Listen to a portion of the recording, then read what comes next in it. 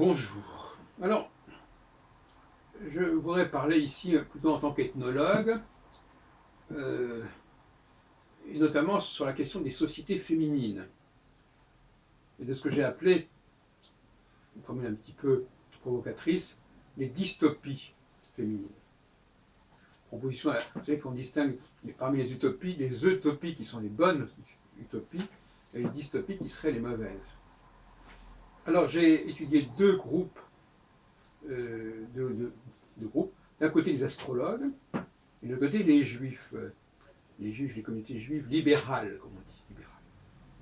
Parce que autant les communautés juives orthodoxes distinguent clairement les hommes et les femmes, autant tout ce qui est libéral, et en France c'est un milieu minoritaire, mais quand même important, surtout à Paris, et croise en quelque sorte, fait cohabiter les hommes et les femmes, non seulement dans la salle, mais même dans la lecture de la Torah, dans la lecture, même chez les rabbins, parce qu'il y a des femmes rabbins, et elles sont tout à fait interchangeables avec les hommes dans le système du judaïsme libéral.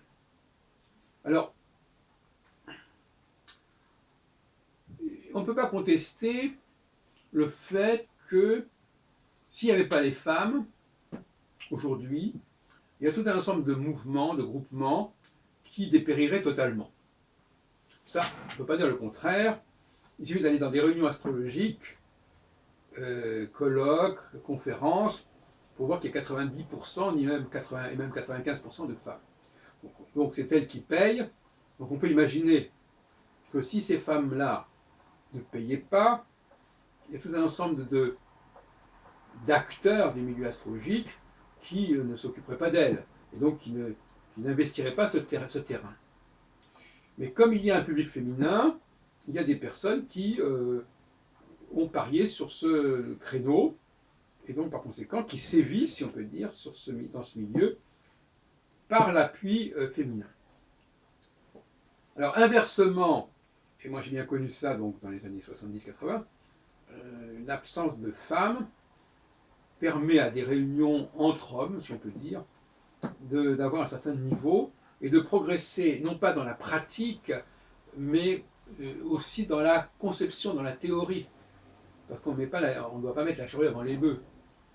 Donc j'ai le souvenir, et même la nostalgie, de ces réunions entre hommes, où il y avait parfois des femmes et qui n'intervenaient pas beaucoup, et très ponctuellement.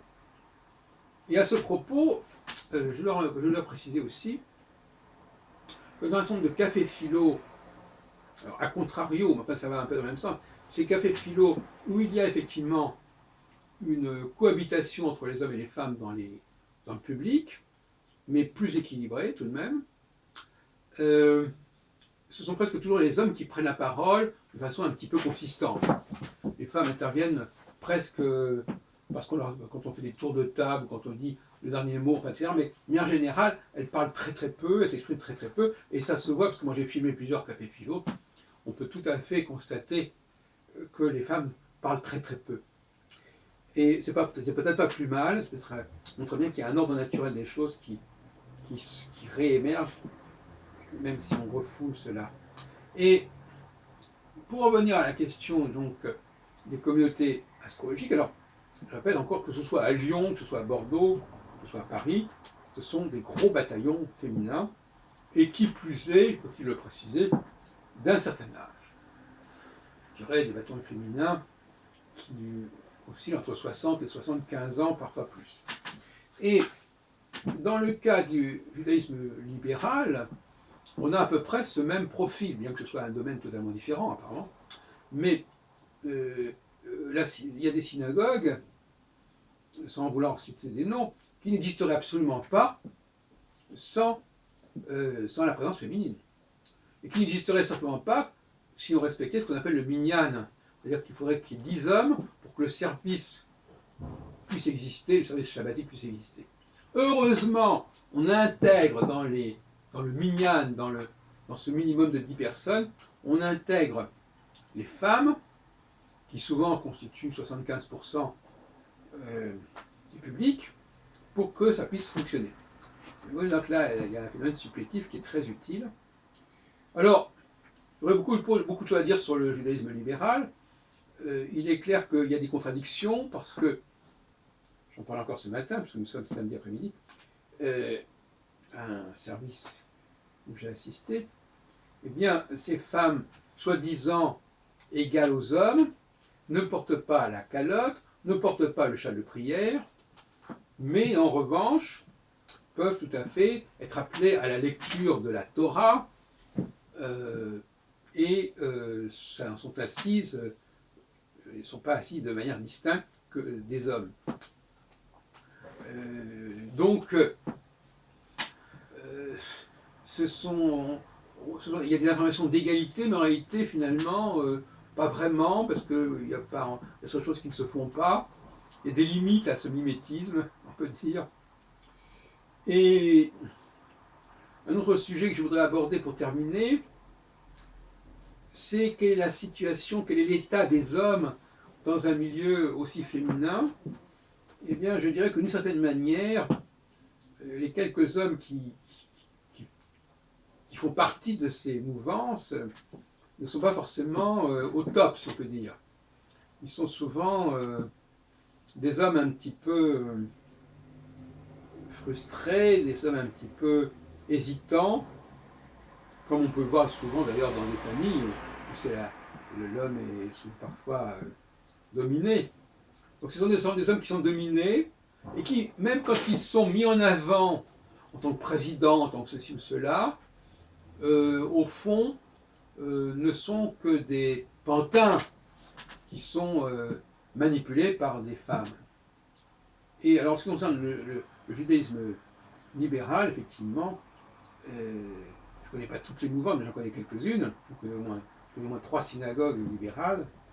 Eh bien, l'âge, quand même, est très certain. L'âge est très fort. Et donc, là aussi, les hommes qui viennent là-bas, sur le plan de la relation homme-femme, on ne peut pas dire que ce soit très excitant, à certaines mesures. Vous voyez ce que je veux dire? Donc, ils sont là, à la limite, le judaïsme libéral pourrait presque être carrément réservé aux femmes, ce serait plus clair. Hein, c'est de même qu'il y a eu des obédiences maçonniques qui étaient réservées aux femmes, ce serait plus simple que de mélanger les deux et d'avoir des hommes dans des situations un petit peu troubles, confuses, et qui les perturbent. On le voit parfois au niveau, par exemple, alimentaire, des hommes qui sont en surpoids évident, et on sait très bien à quel point l'alimentation permet de compenser certaines frustrations. Voilà. Donc, comme je le disais au début de mon entretien, je disais que heureusement qu'il y a des femmes, parce qu'il y a des tas de réunions qui n'auraient pas lieu sans elles. Elles sauvent la mise de pas mal d'organisateurs, pas mal d'associations, disons, puisque tout ça c'est des associations. Elles sauvent la mise d'un certain nombre d'associations astrologiques, elles sauvent la mise d'un certain nombre d'associations judaïques, et elles permettent, je suppose, dans bien des cas, à des réunions d'avoir lieu, en rappelant, curieusement d'ailleurs, que, comme d'ailleurs le reconnaissent certaines, que parfois les orateurs, en revanche, sont des hommes. Mais ça n'a rien à voir. Quand je parle de la proportion d'hommes, je parle de la proportion d'hommes dans le public et payant. Je ne parle pas du tout de la proportion des hommes qui prennent la parole et qui font une conférence. Ça, c'est tout à fait autre chose. Au contraire, on a là une situation très typée où comme système, c'est au contraire, c'est l'homme qui est au centre et les femmes qui sont autour. Et ça, c'est embêtant aussi parce que les hommes ne sont plus tentés de communiquer entre eux, mais chacun a sa petite chapelle, c'est le cas de le dire véritablement, avec ses femmes, avec ses ouailles féminines. Voilà. Donc, effectivement, on rétablit une certaine situation, puisque les gourous, les conférenciers, les intervenants, sont très souvent des hommes entourés d'une grande majorité de femmes. Et effectivement, c'est vrai que les hommes n'aiment pas tellement être comme ça, dans une position comme ça d'écoute, respectueuse et béate. Et c'est peut-être une des raisons, alors paradoxalement, pour lesquelles ils ne viennent pas, c'est pas tellement du fait des publics féminins, c'est du fait que l'homme, au contraire, qui est au centre du système, lui, il cherche à donner, il cherche à transmettre, il cherche à nourrir, je dirais presque à gaver, et donc les autres hommes, ça ne les intéresse pas tellement de se mettre dans cette situation. Voilà. À très bientôt.